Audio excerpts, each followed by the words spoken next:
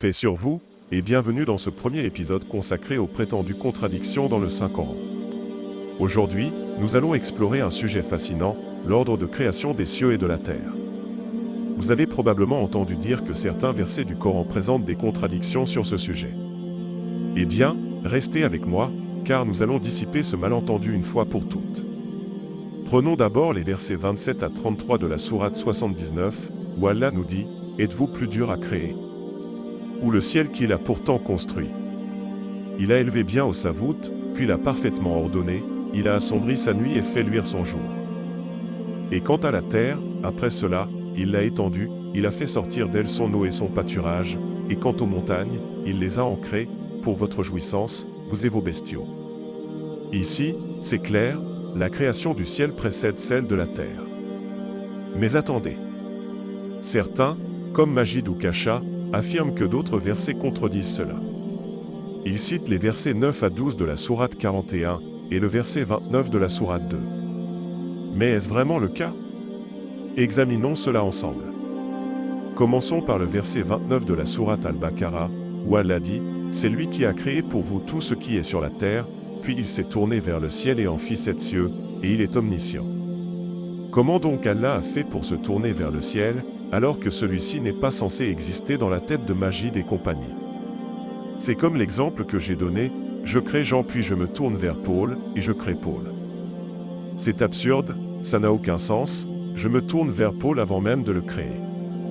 Ce qu'Allah a dit est facile à comprendre pour une personne qui n'a pas le cerveau dans le gaz, il a dit qu'après avoir créé la terre il a divisé le ciel en 7 cieux, donc ce n'est pas la création du ciel dont on parle ici mais de sa division.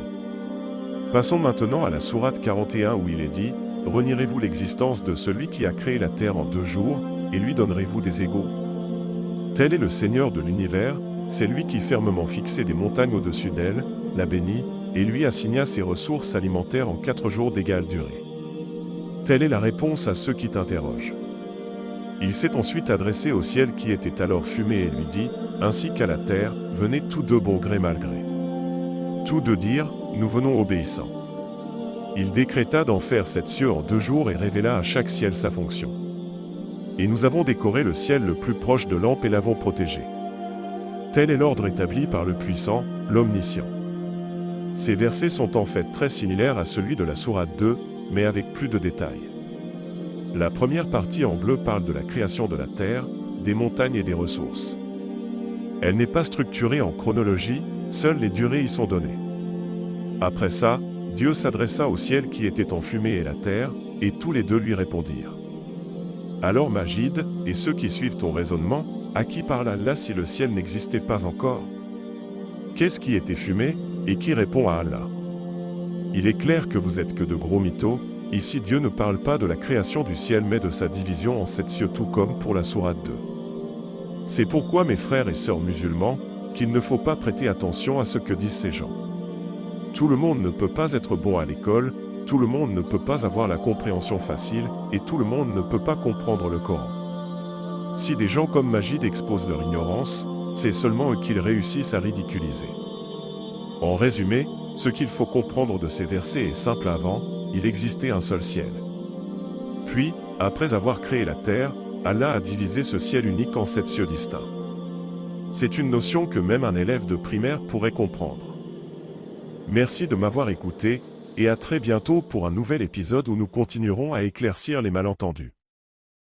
Il en est parmi eux qui viennent t'écouter, cependant que nous avons entouré de voiles leur cœur, qui les empêchent de comprendre le Coran, et dans leurs oreilles est une lourdeur. Quand même ils verraient toutes sortes de preuves, ils n'y croiraient pas. Et quand ils viennent disputer avec toi, ceux qui ne croient pas disent alors, ce ne sont que des légendes des anciens. Ils empêchent les gens de s'approcher de lui, et s'en écartent eux-mêmes. Ils ne feront périr qu'eux-mêmes, sans s'en rendre compte. Si tu les voyais quand ils seront placés devant le feu, ils diront alors, « Hélas, si nous pouvions être renvoyés sur la terre, nous ne traiterions plus de mensonges les versets de notre Seigneur, et nous serions du nombre des croyants. Mais non, voilà que leur apparaîtra ce qu'auparavant ils cachaient. Or, s'ils étaient rendus à la vie terrestre, ils reviendraient sûrement à ce qui leur était interdit. Ce sont vraiment des menteurs. Et ils disent, il n'y a pour nous d'autre vie que celle d'ici-bas, et nous ne serons pas ressuscités. Si tu les voyais quand ils comparaîtront devant leur Seigneur, il leur dira, cela n'est-il pas la vérité? Ils diront, mais si, par notre Seigneur. Et il dira, goûtez alors au châtiment pour n'avoir pas cru.